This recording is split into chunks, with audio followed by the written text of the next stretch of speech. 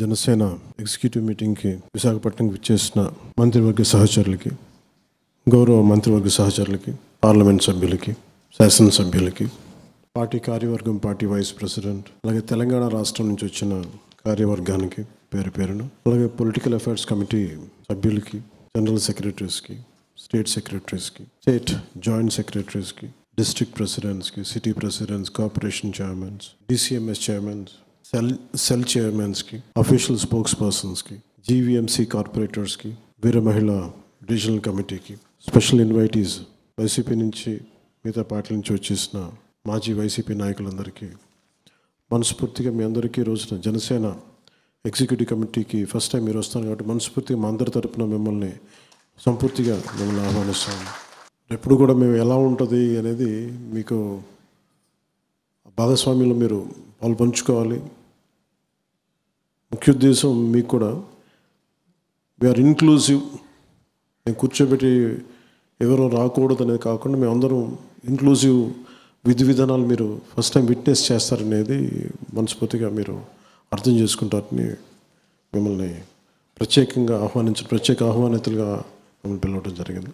గౌరవ శాసనసభ్యులు, పార్లమెంట్ సభ్యులు అందరితో మాట్లాడుతున్నప్పుడు వారికి నేను ప్రస్తావించింది జనసేన ఎలా ప్రారంభమైంది, ఏ విధంగా ప్రారంభమైంది అని చెప్పే క్రమంలో చాలా అనుభవాలని పంచుకున్నాను. ఒక పొలిటికల్ పార్టీ ప్రారంభించడం ఈ సమయంలో చాలా కష్టసాధ్యం. ముఖ్యంగా మీలాంటి అనుభవజ్ఞులు, గత కాలంలో గత 2-3 దశాబ్దాలకు చాలా అనుభవం ఉన్నవాళ్ళు, పార్టీలతోటి దగ్గరగా నడిపిన వాళ్ళు, చూసిన వాళ్ళు. అలాంటిది జనసేన పార్టీ ఎలా నడపగలిగాం, from no seat to 1 seat, from 1 seat to 100% strike rate, ఇది ఎలా రాగలిగాం? ఓకే, మనం ఏదో అనుకుంటాం కాదు, but it is discussed and highlighted in the parliament. Janasena విజయం భారతదేశపు రాజకీయ చరిత్రలో ఒక బలమైన పాఠం అది. పొద్దున కూడా మాట్లాడుతూ ఒక మాట అన్నాను, ఎనీ ప్రాంతీయ పార్టీ పెడితే, ఏ ప్రాంతీయ పార్టీ పెట్టినా దాని వెనక మూలాలు ఏముంటాయంటే, మా ప్రాంతానికి అన్యాయం జరుగుతోంది, లేదు అంటే కొన్ని కులాల పరంగా మేము వివక్షకు గురవుతున్నాం అని చెప్పి కులాలని కొన్ని సమీకరణలతో కొన్ని పార్టీలు పెడతారు, డిఫరెంట్ ఐడియాలజీస్ తోటి. జనసేన ఒక్కటే భారతదేశంలో రీజనల్ పార్టీగా ప్రారంభమైన దాని వెనక నేషనల్ ఒక ఐడియలిస్టిక్ ఒక ఆలోచన విధానం ఉంది, దీని వెనక ఒక ఐడియాలజీ ఉంది బలంగా. మార్నింగ్ మేము చెప్తా ఉంటే నేను ఈ 7 ప్రిన్సిపల్స్ ఇవన్నీ మాట్లాడదాం, చూసేవాళ్ళు చాలా తేలిగ్గా ఉంటుంది, ఏముంటుందని. అది కాచి వడపోసిన సారం. అది ప్రపంచ కార్మికులారా ఏకం కండి అని ఒక మాట మాట్లాడితే చూడడానికి ఒక ఏకవాక్యంగా ఉంటుంది, కానీ దాని లోపలికి వెళ్ళే కొద్ది కొన్ని వేల పేజీలు మదనం ఉంటుంది. అలాగే జనసేన పెట్టిన 7 సిద్ధాంతాలు వెనక చాలా స్పష్టంగా, చాలా క్లియర్గా మేము ఆలోచించిన విధానం ఉంది. దీనికి మూలాలు ఒకటి, నేను జనరేషన్ ఎక్స్ నేను అర్థం చేసుకునేవాడిని. నేను వాళ్ళు 80s పుట్టిన జనరేషన్, వాళ్ళ తాలూకు భావాలు, వాళ్ళ తాలూకు మనోభావాలు అర్థం చేసుకొని 2008లో అప్పటి రాజకీయ ప్రస్థానాన్ని ప్రారంభించినప్పుడు జెండాలు పట్టుకున్న వాళ్ళందరూ ఇక్కడే ఉన్నారు. కొంతమంది తెలంగాణ నుంచి ఉన్నారు, కొంతమంది ఆంధ్ర నుంచి ఉన్నారు.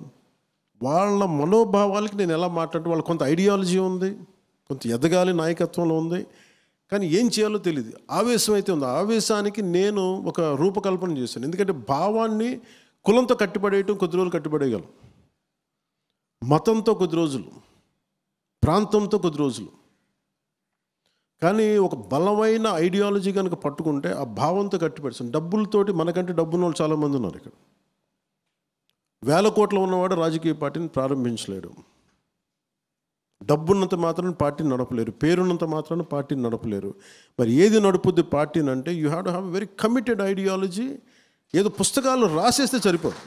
పుస్తకాలు రాసేస్తే సరిపోదు. కూర్చొని చాలామంది మేధావులు పుస్తకాలు రాశారు, కానీ నువ్వు రాసిన, నువ్వు ప్రతిపాదించిన సిద్ధాంతాన్ని నువ్వు బతకగలిగితే, బతకటమే కాదు దాని సత్ఫలితాలు రాజకీయంగా చూపించగలిగితే అది చాలామందికి అది ఒక ప్రేరణ అవుతుంది. మేము ప్రారంభించింది అది ఒక 15 సంవత్సరాల క్రితం మేము ప్రారంభించినప్పుడు ఒక దాంట్లో చాలామంది యూత్ వింగ్తో, అప్పుడు రాజకీయ యూత్ వింగ్తో స్టార్ట్ చేసినప్పుడు ఏవైతే భావజాలాలు ఉన్నాయో ఆ టైంలో మాట్లాడుకున్నవన్నీ దానిని ఒక ప్రాపర్ ఒక ఫ్రేమ్వర్క్లో చేసి 7 సిద్ధాంతాలు ప్రతిపాదించినప్పుడు వీడికి ఐడియాలజీ తెలియదన్నారు. నేను మాట్లాడుతున్న చాలా ఇంటిగ్రేటెడ్ ఐడియాలజీ. ఒక కంపెనీ నడపలేనప్పుడు 5-6 కంపెనీలు కలుస్తాయి, అమాల్గమేషన్. లేదంటే కార్పొరేట్స్ విలీనం అవుతాయి.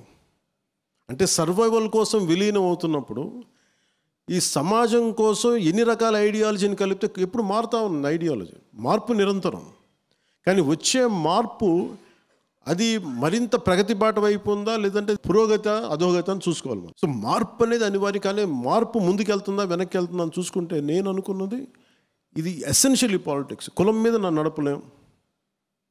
ఉదాహరణకి తెలంగాణ రాష్ట్ర సమితి అని ప్రారంభమయ్యి కూడా ఒక స్థాయికి వచ్చే గది భారతీయ రాష్ట్ర సమితి చేయాలనుకున్నారు. ఎందుకంటే ఆ వాదానికి ఒక పరిమితి కాలం ఉంది. తర్వాత దాన్ని ఆ పార్టీ వ్యవస్థాపకులు దాన్ని భారతీయ రాష్ట్ర సమితి కింద మార్చుకున్నారు.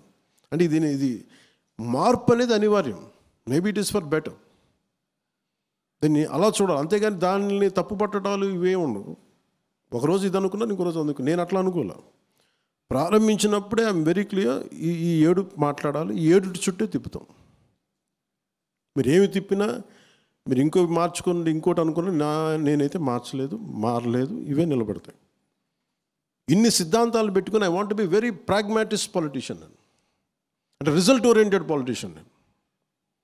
నేను కూర్చోబెట్టి చాలా ఐడియలిస్టిక్గా నేను కూర్చోబెట్టి ఖద్దరు బట్టలు వేసుకుంటాను, నేను కూర్చోబెట్టి నిరాహార దీక్షలు చేసి నిరసనలు తెలిపి అక్కడితో ఆపే. కొన్నిసార్లు పోరాటాలు చేయాల్సి వస్తాయి, కొన్నిసార్లు నిరసనలు చేయాల్సి వస్తాయి, కొన్నిసార్లు కొట్లాడాల్సి వస్తాయి, కొన్నిసార్లు అవసరమైతే చెప్పు చూపించాల్సి వస్తాయి పరిస్థితులను బట్టి. అంతేగాని అన్నిటికీ పిడికి బియ్యంకి ఒకటే మంత్రం ఉండదు. That's the purpose of very ideology చాలా బ్రాడ్గా పెట్టాను. ఇది కొంతమంది కన్ఫ్యూజింగ్గా ఉంటుంది. కానీ ఈరోజు మీరు చూస్తే ముఖ్యంగా సెక్యూరిటీ కమిటీ మెంబర్స్ అందరికీ నా మేజర్గా విజయం వచ్చింది, కూటమి ప్రభుత్వం వచ్చింది. అందరి ఆలోచన ఏముందంటే ఇప్పుడు మనం ఏం చేసుకుందాం, పదవులు రాలేదు, ఇవి రాలేదంటే నాకు ఏ పదవి ఉందని నేను ఉన్నాను 15 సంవత్సరాలు. ఏ పదవి ఎవరిస్తారు చెప్పండి? నా పర్సనల్ లైఫ్ పోయింది, నా వ్యక్తిగత జీవితం నాకు లేదు. నేను కష్టపడి సినిమాలు చేద్దాం, నా మీద కేసులు వేస్తారు. ఒక పొలిటికల్ లీడర్ ఎలా బతకాలి? నాకేం కంపెనీస్ లేవు, పత్రికా కంపెనీస్ లేవు, నాకు పబ్లికేషన్స్ లేవు, సిమెంట్ ఫ్యాక్టరీస్ లేవు.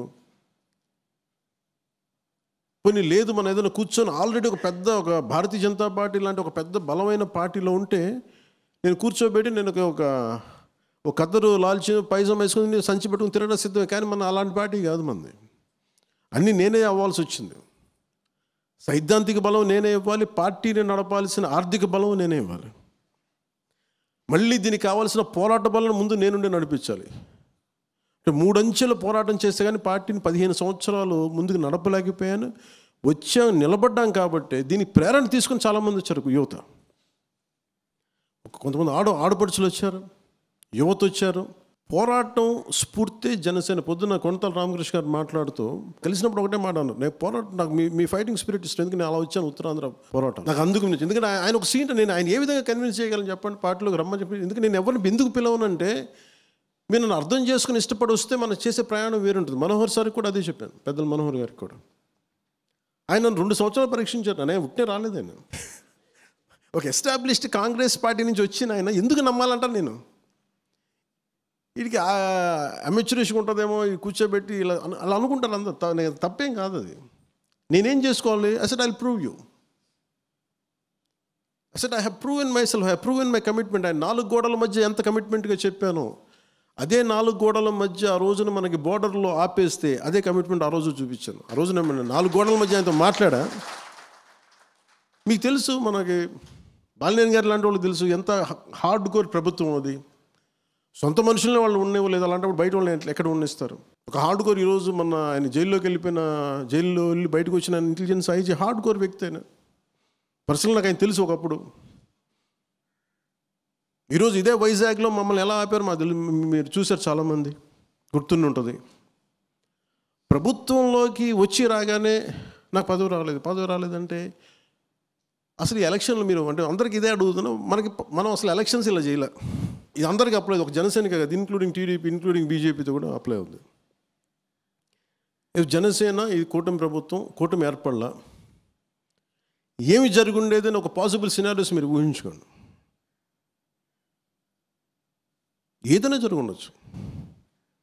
ఇండిపెండెంట్గా వచ్చి ఉండొచ్చు, రాకపోయి ఉండొచ్చు, లేదంటే తిరిగి వైసీపీ వచ్చి ఉండొచ్చు.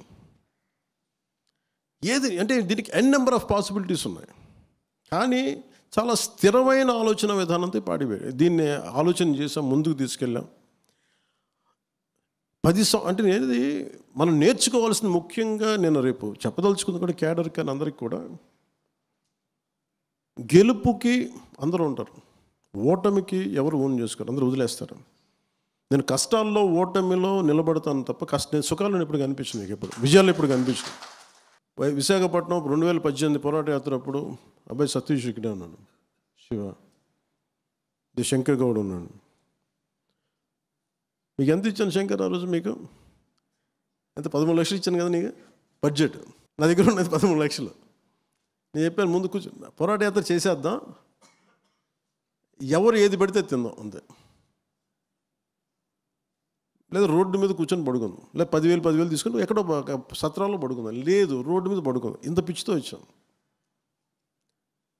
అని ఇది ఎందుకు చెప్తున్నానంటే మీకు తర్వాత ఒకళ్ళు కదిలారు, కొంత డొనేషన్స్ ఇచ్చారు, కొంతమంది జీతాలు. ఒక టీచరు ఒక రోజువారీ శ్రామికుడు 150 రూపాయలు నాకు పంపిస్తాడు, పని చేసి పంపిస్తాడు. ఒక స్కూల్ టీచరు తనకు వచ్చే నెల జీతంలో ఆ పెన్షన్ని కూర్చోబెట్టి ఇలా పంపిస్తాడు. మొన్నటికి ఎవరో ఒక పోలీస్ ఆఫీసర్ చనిపోతే ఆయన మొత్తం పెన్షన్ డబ్బుని ఆయన నన్ను కలవలేకపోయారంటే అందుకని కూర్చోబెట్టి నాకు పంపించారు. This is how we run the party apart from my own funds. ఇందా మనోహర్ గారు మాట్లాడుతుంటే ఒక ఫంక్షన్ చేయాలని డబ్బులు లేవు, ఇంకోటి లేవంటే అసలు ఇదివరకు ఏం డబ్బులు ఉన్నాయి? మనం ఇలా హోటల్లో కాకపోతే ఇంకో చోట కలుస్తాం, రోడ్డు మీద కలుస్తాం. జనసేనకు ఆఫీస్ అవసరం లేదు, 10 మంది కలిసిన చోట జనసేన ఆఫీస్ అంతే. దీని డబ్బులతో పని లేదు అసలు. డబ్బులు, కాఫీలు, టీలు గాజు గ్లాసులు తాగుతాం. గాజు గ్లాసులు లేకపోతే కూర్చొని చేతితో కూర్చొని అందరం ఒకటి కాఫీని అందరం 1/4 చేసుకొని తాగుతాం, ఒకటి ఛాయ్. సో దీనికి పని లేదు. దీనికి నేను డబ్బుకి సంబంధమే లేదు. Politics it's commitment. Bharatiya Janata పార్టీని చూసి మనం చాలా నేర్చుకోవాలి, వాళ్ళ ప్రోటోకాల్స్ కానీ. ఎందుకంటే అది నేను ఎందుకు అంత ఆశపడినంటే పార్టీ పెట్టినప్పుడు పెద్దలందరికీ కూడా నా ప్రత్యేకం చెప్తున్నాను. చాలామంది 2018లో వచ్చారు, ఈ పార్టీ రాదని చెప్పి మళ్ళీ వైసీపీకి వెళ్ళిపోయారు. రాదని చెప్పి మళ్ళీ వచ్చాను. నాకు ఫైన్, నాకు అదేం, ఎందుకంటే ఒక అభద్రతా భావం ఉంటుంది. మనకి ఏమవుద్ది పార్టీలో అనేది. నేను ఎందుకు నమ్మాను జనసేన క్రియాశీల కార్యకర్తలను కానీ, జన సైనికులను కానీ, వీర మహిళలను కానీ అంటే చావు బతుకు నీతోనే అన్నా. ఆ పిచ్చి జనసేనలో ఉంది కాబట్టి 100% స్ట్రైక్ రేట్ కొట్టాను. మీరు ఉన్నారని చెప్పి, వీళ్ళందరూ ఉన్నారని చెప్పి నేను పోరాటం చేయగలిగాను. లేదా నాకు ఆ శక్తి ఎక్కడి నుంచి వస్తుంది? లేదంటే ఒంటరి పోరాటం చేసి చాలామంది రకరకాలుగా చనిపోయారు పోరాటాలు, నేను అట్లా చనిపోయానేమో. రిజల్ట్ ఓరియంటెడ్ కాదు. నేనేంటంటే ఈ పోరాటం వెనక ఒక రిజల్ట్ చూపించకపోతే ఒక నిష్ప్రయోజనమైన ఆలోచన విధానం వచ్చేస్తుందని చెప్పి నా ఉద్దేశం. ఈరోజు ఇంతమంది చైర్మన్స్ ఉన్నారంటే మనకి ఇంకా సరిపోవట్లేదు, అవి సరిపోవట్లేదు అంటే ఇది ఒక అలయన్స్ గవర్నమెంట్. ఇది నాకు వ్యక్తిగతం కొంతమంది ఇబ్బంది కలిగిస్తూ ఉంటారు, దాన్ని బేస్ చేసుకొని నేను గొడవ పెట్టుకోకూడదు, అది అవివేకం. ఒకసారి మా బ్రదర్కి మేము కొన్ని ఇవ్వాలనుకుంటే కొన్ని ఇవ్వలేము, దాన్ని బేస్ చేసుకొని కూర్చోబెట్టి గొడవలు పెట్టుకోం, దాన్ని బేస్ చేసుకొని కొన్ని బయటికి రాలేము, అలా కుదరదు అట్లా. ఎందుకంటే మనందరి కమిట్మెంట్ మేము ప్రామిస్ చేసినప్పుడు జనం ఎందుకు ఇవ్వాలి? 164 సీట్స్ ఎందుకు ఇవ్వాలి? ఏ బేసిస్లో 21 ఎంపీస్ 164 సీట్స్? దేనికంటే వాళ్ళు నమ్మారు. వీళ్ళందరూ కూర్చొని ఒక కష్టపడతారు. వాళ్ళు నిజంగా చెప్తాను, ప్రజలకున్నంత అవగాహన మన కేడర్లో కొంత కొరబడింది, నాయకత్వంలో కొంత కొరబడింది. వాళ్ళు ఇంకా బ్రాడ్ మైండెడ్తో ఉన్నారు. వాళ్ళు అడుగుతుంది ఏంటంటే మీ టైం ఏమని అడుగుతారు, మా బాధ విను, మా కష్టం విను. ఎంత నా ఉదాహరణకి చాలాసార్లు ఎడ్యుకేషన్ శాఖ గురించి వస్తాయి, వేరే శాఖల గురించి నా దగ్గరికి వస్తుంటే నేనేమింటానంటే, అమ్మ నా శాఖ కాదు కానీ నేను వింటానంటే, అన్న నాకు తెలుసు, మా సమస్య వినన్నా చాలు. మనం వినటానికి కూడా ఓపిక లేదు. మనల్ని ఎవరన్నా ఎందుకు ఆపుతారు చెప్పండి? మన నియోజకవర్గాల్లో మనం పని చేసుకుంటూ వెళ్తే మనల్ని ఎవరు ఆపగలరు? వాటాలు కావాలంటేనే గొడవలు అవుతాయి తప్ప పని చేయాలనుకుంటే గొడవలు రావు. సో నేనేం పెట్టుకున్నా, నేను వచ్చింది, నేను నిజంగా నాకు డబ్బులే కావాలంటే మన సినిమాలు ఉన్నాయి, మనం చెప్తా ఉన్నాను. I lead a very luxurious life. If I would be in cinema, I can lead an excellent life. ఎండ పడకుండా నీడ పట్టున నా సన్నిహితో ఒక ఆయన చెప్తూ ఉంటారు, నువ్వు డేట్స్ ఇస్తే మేమే ఒక కథ అనుకొని, నువ్వు నీకు గొడుగు పట్టుకోవడానికి ఒకళ్ళు, షార్ట్లో పడితే నీకేం దెబ్బ తగిలి కట్టడానికి ఇంకో ఫిజియోథెరపిస్ట్, ఇంతమందిని పెట్టుకొని మేమే కథ ఆలోచించుకొని మేమే కష్టపడి నువ్వు వచ్చి జస్ట్ 4 యాక్టింగ్ చేస్తే చనిపోద్ది, నీ డబ్బులు ఇస్తాం. అలాంటిది నువ్వు ఇవన్నీ వదిలేసి నువ్వు వెళ్ళి కూర్చొని రోడ్ల మీద కూర్చుంటా, వాళ్ళతో పడతావు వీళ్ళతో పెడితే ఏంటి నీకు కర్మ అండి? ఇది నా దేశం అంటే నాకు పిచ్చి అండి, ఇది నా మ్యాడ్నెస్ అండి. నా బాధ ఎక్కడ ఉంటుందంటే, నన్ను భారతీయుడిగా పెంచారు అందరూ. భారతదేశంతో భారతీయత అని పెంచారు. భారతీయత అని పెంచి తమిళనాడులో ఉన్నప్పుడేమో నువ్వు గొల్టీ అని చెప్పి, నువ్వు తెలుగు రివర్స్ చెప్పి నువ్వు గొల్టీ అని చెప్పి అక్కడ తిట్టి, మరి మన దేశం, మన తెలుగు రాష్ట్రం అంటే నువ్వు తెలంగాణకు, నేను ఆంధ్ర వాడిని అయిపోయి, ఆంధ్రాకి వస్తే నువ్వు ఏ కులం, ఈ కులానికి నీకు సంబంధం లేదు, అసలు పిఠాపూర్ వెళ్తే అసలు నువ్వు నేటివే కాదన్నాను నన్ను. ఇప్పుడు ఎలక్షన్ టైంలో అంటే ఎక్కడికి వెళ్తే ఎక్కడ పారిపోతావు ఈ దేశంలో? సో నాకేనంటే ఇది షార్ట్స్ ఇప్పుడు నేను కూర్చోబెట్టి ఇది అంటే ఇది బేసిక్గా divisiveness is a disease in human nature. దాని ఏం తప్పు పట్ల, అది పార్ట్ ఆఫ్ నేచర్ అంతే, ఇంక మనం ఏం చేయలేం దానికి. But how do we address it? నా దగ్గరికి 100 ఇంటెలిజెన్స్ రిపోర్ట్స్ వస్తూ ఉంటాయి, ఎవరు ఏం చేస్తున్నారు ఏంటి అనేది. నేను ఇట్లా వాక్య చూస్తూ ఉన్నాను, ఒక్కొక్కళ్ళు ఏం చేస్తారు, ఇంత చేస్తారు, అవును ఇట్లా జరుగుతుంది, ఇలా జరుగుతుంది. మరి కార్యకర్తలు చెప్తూ ఉంటారు, జన సైనికులు చెప్తూ ఉంటారు, పంతాలు వచ్చేస్తున్నాయి, కోపాలు వచ్చేస్తున్నాయి. దీనికే మనం పార్టీ పెట్టింది. మీ కష్టాలు ఎప్పుడన్నా ఒకసారి చూడండి అందరూ. చాలామంది నాకు అర్థం కానీ ఏముంటాయి, నాకు కింద స్థాయి నుంచి పార్టీ నడిపిన రోజుకి కనీసం ఒక 2008 నుంచి ఇప్పుడు కొన్ని లక్షల మందిని కలిసి ఉంటారు, ఫేస్ బై 1-on-1. ఒక సీజన్లో కనీసం 10,000 మంది కలిసి మనోహర్ కానీ కూర్చొని రోడ్డు మీద. ఇప్పుడు గ్రీన్ ట్యాక్స్ వచ్చింది, గ్రీన్ ట్యాక్స్ తగ్గించాం. ఎలా వచ్చిందండి? మేము రోడ్డు మీద వెళ్తుంటే కూర్చొని బండి ఆపితే చెప్పాను మాకు ఇది సమస్య, we made it a point. అట్లా ఎన్ని సమస్యలను అలా చేసుకున్న సమస్యలు మనం హైలైట్ చేసుకోలేకపోతున్నాము. ఇవన్నీ బ్రాడ్గా డిఫైన్ చేసుకుంటూ వెళ్తున్నాం ఇవన్నీ. కానీ ఈ ప్రాసెస్లో మనందరం అధికారం రాకముందు ఉన్నంత ఐక్యత, అధికారం రాకముందునంత ఉన్నంత పోరాట పటిమ అధికారంలోకి వచ్చా కొరవడ్డాయి. అందరూ మెత్తబడిపోయారు. నేను మెత్తబడలేదు. నాకున్నది ఏంటంటే I have got big responsibility. పార్టీని ఎలా నడపాలి, పోనీ చేద్దామంటే ఇది కూర్చొని ఒక 100 మంది మేధావులు కూర్చొని కలిపిన పార్టీ కాదు. నా ఆవేదనో నా కోపమో కింద పడో మీద పడో నలిగి తర్వాత చాలామంది మనోహర్ గారు లాంటి పెద్దలు, మీలాంటి పెద్దలు అందరూ వస్తే ఇప్పుడు ఫామ్ అవుతుంది పార్టీ. ఇప్పుడు నేను ఏం కోరుకున్నాను, అధికారం రాకముందు ఉన్నంత బలం అధికారం వచ్చిన తర్వాత ఎవరి కాలం ఇట్లా లూజ్గా అయిపోయాం, వదులుగా ఉన్నారు అందరూ. It's a time to come back. పదవి లేకపోతే ఏమి చచ్చిపోతామంటే. నేను ఆర్ఎస్ఎస్ కార్యకర్తలను చూస్తాను, కొంతమంది బీజేపీలో వాళ్ళు ప్రధాన కార్యదర్శులుగా చేస్తుంటారు. ఒక ఖద్దరు చొక్కా, చేతికో సంచి. వాళ్ళ పని ఏంటంటే పార్టీ కోసం పనిచేయడం అంతా. వాళ్ళు దేశం కోసం పనిచేసే సంస్థ ఆర్ఎస్ఎస్ అయితే దాని wing, political wing is BJP. దానికోసం వాళ్ళ నుంచి వచ్చే ఒక వ్యవస్థ. వాళ్ళు చూస్తాం, మీరు ఎక్కడ ఉంటారని అడిగితే మేము హోటల్స్లో ఏముండండి, మాకు ఎవరేం హోటల్స్ ఏమరు, మా కార్యకర్తల ఇళ్ళలో మేము ఉంటాం. We take it forward. They are madly committed about their ideology. ఐడియాలజీతో ఎంతమంది ఏకీపించదు, దట్స్ ఎ డిఫరెంట్ స్టోరీ. కానీ మనం నేర్చుకోవాల్సింది అది. రాగానే ఎలక్షన్ టైంలో హడావుడి నాకేంటంటే I'm very clear, this party will go on, very very clear. ఎవరు ఎటు వెళ్ళినా కానీ ఈ పార్టీతో ముందుకు వెళ్తాం. నాకు క్యాడర్ క్షేమం చాలా ఇంపార్టెంట్ నాకు, ఎందుకంటే జన సైనికులు వీరమహిళ లేకుండా పార్టీ లేదు. కానీ ఇది పదవులకు సంబంధం లేదు, అది నేను చెప్తాను. మనోహర్ గారికి ఏ పదవి ఉందండి అసలు? ఆయన దాన్ని తిట్లు ఇంకెవరు తినలేదు ఈ మధ్యగా మా పార్టీలు ప్రత్యేకంగా. ఏమి చేసినా అది ఆయన పాపాలు పైరులాగే. ఇప్పుడు ఇంకొంతమంది భరిస్తున్నారు. ఇప్పుడు విశాఖ ఉక్కు ఆంధ్రుల హక్కు. ఏ ఆంధ్రుల హక్కు అంటే ఉమ్మడి ఆంధ్రప్రదేశ్ హక్కు ఇది.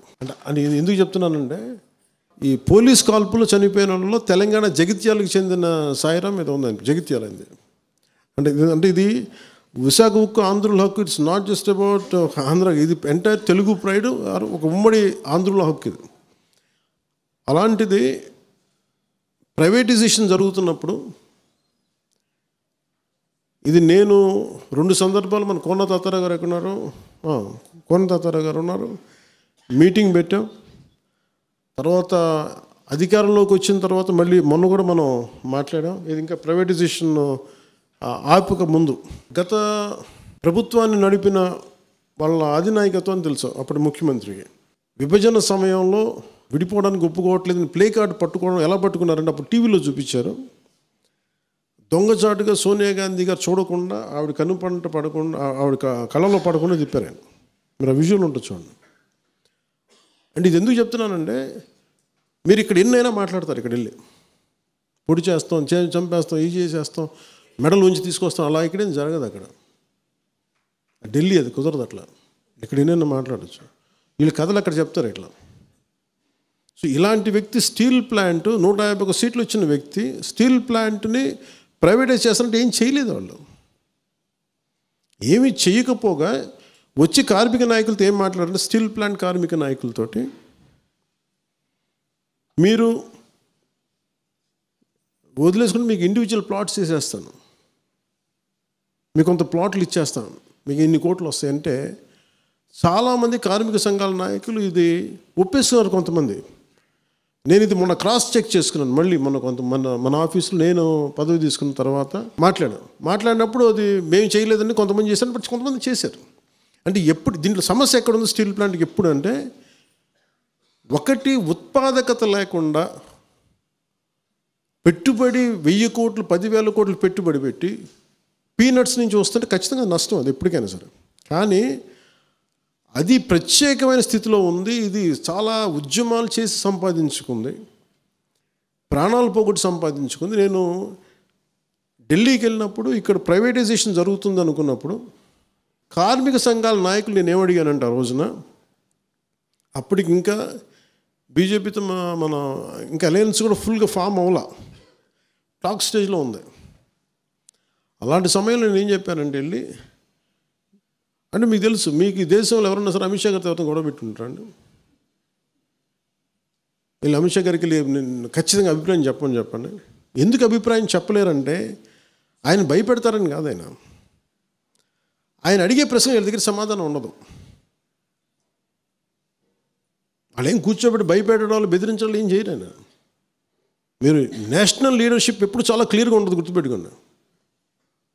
మనం అనుకుంటాం ఇక్కడ కూర్చోబెట్టి చేసి వాళ్ళు ఏమి చేయరు. నీ కూర్చోబెట్టి వాళ్ళు అడిగే లాజికల్ క్వశ్చన్స్కి మన దగ్గర సమాధానం లేకపోతే సమాధానం వీగిపోయి వదిలేస్తాం.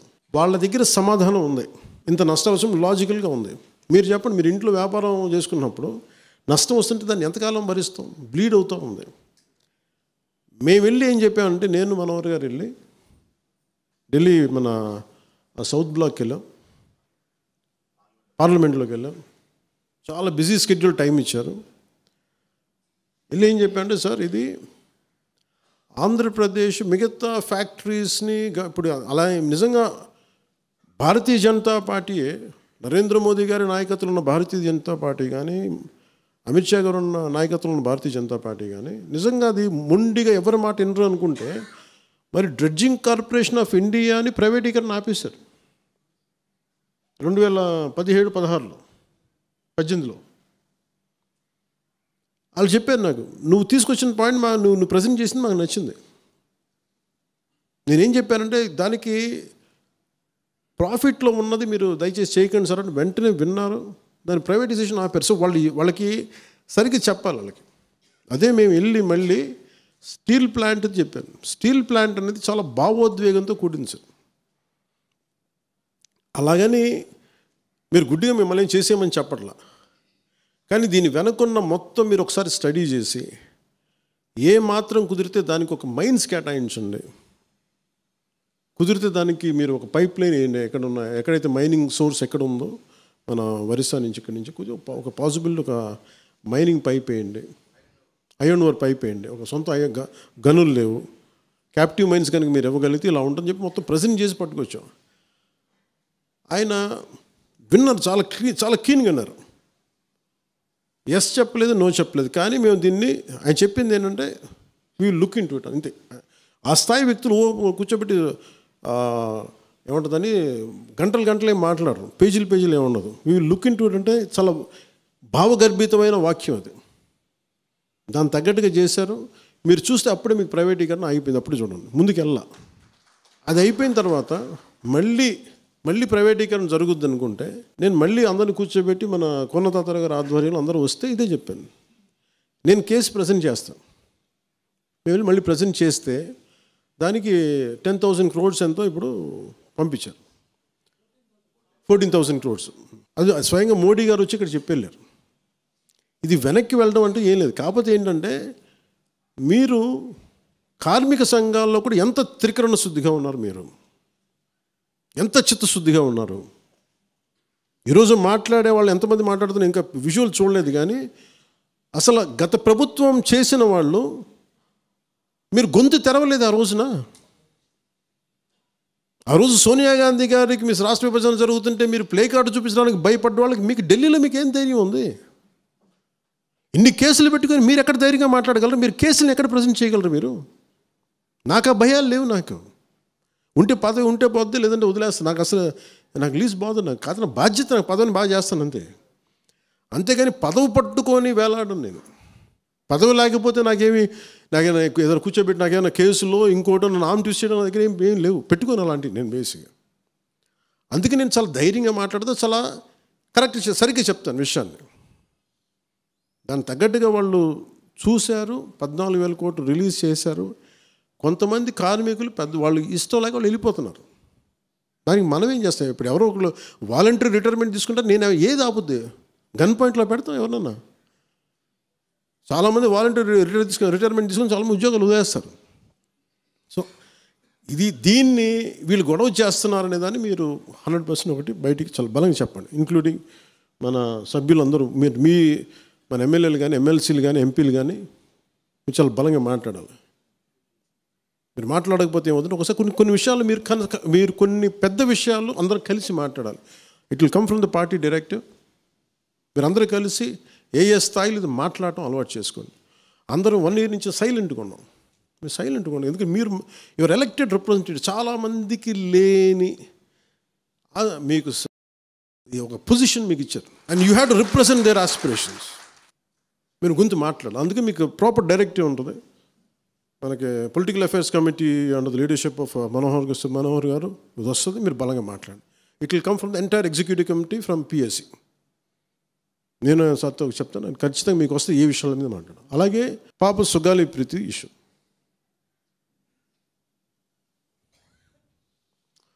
పండ్లున్న చెట్టుగా రాళ్ళు పడతాయంటారు. ఎవరైతే చేయూతనిస్తారో, ఎవరైతే ఆధారం ఇస్తారో వాళ్ళని తిడితే ఎట్లాగా? అసలు ఈరోజు సుగాలి ప్రీతి అనే కేసు ఎలా ఎక్కడి నుంచి బయటకు వచ్చింది మీరు చెప్పండి. ఇలాంటి అన్యాయం జరిగిందని ఎవరికి తెలుసు? ఈ రోజున గత ప్రభుత్వం 2019, 2024లో ఒక ప్రభుత్వం మీద, అప్పుడు ముఖ్యమంత్రి మీద మాట్లాడటానికి అసలు ఎవరికైనా ధైర్యం ఉందా? ఒక ముఖ్యమంత్రిని ఒక మాజీ ముఖ్యమంత్రిని ఆ టైంలో అరెస్ట్ చేస్తే రావడానికి ఎవరు లేరు రోడ్ల మీద. అలాంటి పరిస్థితుల్లో ఓడిపోయి 2 చోట్ల ఓడిపోయి ఉన్న ఒక ఎమ్మెల్యే వాళ్ళ పార్టీకి వెళ్ళిపోతే ఏ మానసిక స్థైర్యం, ఏ ధైర్యం, ఏది ఉంటుంది చెప్పండి ఎవరికైనా? మరి అలాంటి సమయంలో నేను ఒక తల్లి పడ్డ వేదన తీసుకున్నా. నాకే సరదానా 2 లక్షల మంది జనం మధ్యలో నడుచుకుంటూ వెళ్ళి ఆ సమస్యను హైలైట్ చేసి వాళ్ళు సిబిఐకి ఇచ్చారు. సిబిఐకి ఇస్తే మనకి ఇంటర్నల్ పేపర్ వర్క్ మనకి ఎలా తెలుస్తుంది? ఇంటర్నల్ పేపర్ వర్క్ వాళ్ళు ఇస్తే వాళ్ళు ఏంటంటే జీవో రిలీజ్ చేశారు. మా దగ్గర నుంచి వెళ్ళింది కానీ ఎక్కడికి వెళ్ళాలో అక్కడి నుంచి ప్రొసీడ్ చేయాలి, అక్కడ ఆపేశారు. హోంశాఖ నుంచి వెళ్ళింది సెక్రటేరియట్లో ఎక్కడో ఇంక నెక్స్ట్ ఫైల్ ఢిల్లీకి వెళ్ళాల్సిన అక్కడ ఆపేశారు. మేము హోంమంత్రికి మేము సిబిఐకి పంపిస్తున్నాం, పంపించేసాం అంటే లెటర్ చేశారు, లాక్ చేసి లాకర్లో పెట్టారు. ఇది జరిగింది. ఈ ప్రాసెస్లో ఏం చేశారు, వాళ్ళకి ఈ కేసు కొంచెం సెన్సిటివ్ కేసు కాబట్టి మీకు చెప్తాను. సుగాలి ప్రీతి నేను ఎందుకు కొంచెం సున్నితంగా మాట్లాడాలి ఈ విషయం ఏదంటే, మీకు ఒక అన్యాయం జరిగినప్పుడు, ఎవరికైనా ఒక అన్యాయం జరిగినప్పుడు మనం ఏం చేస్తామంటే నాకు ఆ వ్యక్తికి శిక్ష పడాలి, ఇంకింతే ఉండాలి. వాళ్ళు ఏం చెప్తున్నారంటే, ఎవరైతే ఈ వెనకున్నారో మరి గవర్నమెంట్ ద్వారా వచ్చారు, గత ప్రభుత్వం ఎలా వచ్చారో వాళ్ళు ఏం చేశారంటే, మనం పెట్టిన ఒత్తిడి ఆ రోజు 2 లక్షల మంది మనం జనంతో తీసుకెళ్ళి అది నేషన్ వైడ్ ఇష్యూ అయ్యేటప్పటికి వాళ్ళు చేసింది ఏంటంటే, మనం చేసిన పోరాటం వల్లే ఎస్సీ ఎస్టీ అట్రాసిటీ కేసు బాధితులకు చట్ట ప్రకారం ఇచ్చే ప్రయోజనాలు పరిహారాలు వారి కుటుంబానికి దక్కాయి. కర్నూలు రూరల్ మండలం దిన్నెదేవరపాడులో 5 ఎకరాల వ్యవసాయ భూమిని కేటాయింపబడింది. ఆ గ్రామం కర్నూలు నగరానికి 9 కిలోమీటర్ల దూరంలో ఉంది. ఈ రోజున మార్కెట్ వాల్యూ కనీసం ఎకరాకది వాళ్ళు చెప్పడం మీరు క్రాస్ చెక్ చేసుకుని 2 కోట్ల వరకు ఉంటుందని చెప్తా ఉన్నారు. వీరి కుటుంబానికి కర్నూలు కార్పొరేషన్లో కల్లూరు వద్ద 5 సెంట్ల ఇంటి స్థలాన్ని కేటాయింపు చేసిన ప్రభుత్వం. సెంటు 10 లక్షల నుంచి 15 లక్షల వరకు ఉంటుంది. పాప ఇద్దరి తల్లిదండ్రులకి రెవెన్యూ శాఖలో జూనియర్ అసిస్టెంట్గా ఉద్యోగం ఇవ్వడం అయింది. ఇది కాకుండా ఇది మన పోరాటం వల్ల ఒత్తిడి పెట్టడంలో వచ్చినాయి. ఇవి కాకుండా నేను ఫస్ట్ టైం ఛార్జ్ తీసుకోగానే మొదట చెప్పిన మాట, పాపకి న్యాయం జరగాలి, ఏమేమి జరిగిందని సిఐడి చీఫ్ని నేనే తెలియజేశాను. డీజీపీ గారికి పంపించాను, అప్పుడు డీజీపీ గారికి తిరుమలరావు గారు, అలాగే సిఐడి అధికారులకు చెప్పాను, ఉన్నతాధికారికి, హోమ్ మినిస్టర్ గారికి చెప్పాం. ఇవన్నీ చెప్తే పోలీసు సిఐడి వాళ్ళు చెప్పింది ఏంటంటే, అసలు అప్పట్లోనే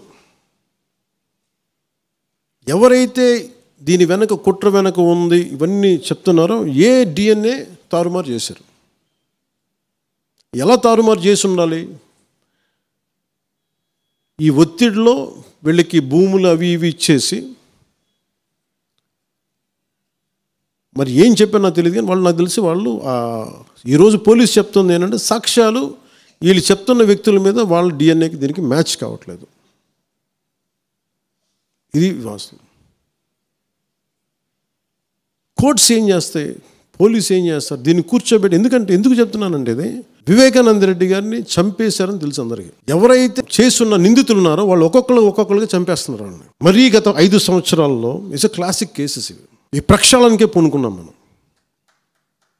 ఇది ముఖ్యంగా మన ఎమ్మెల్యేలకు కానీ మీరు ఎంపీస్, యాజ్ అన్ ఎంపీస్ మీకు కూడా మీరు ఈ కేసెస్ మీద మీరు రేపొద్దున అసెంబ్లీలో గళం ఎత్తాలి, మీరు తప్పదు.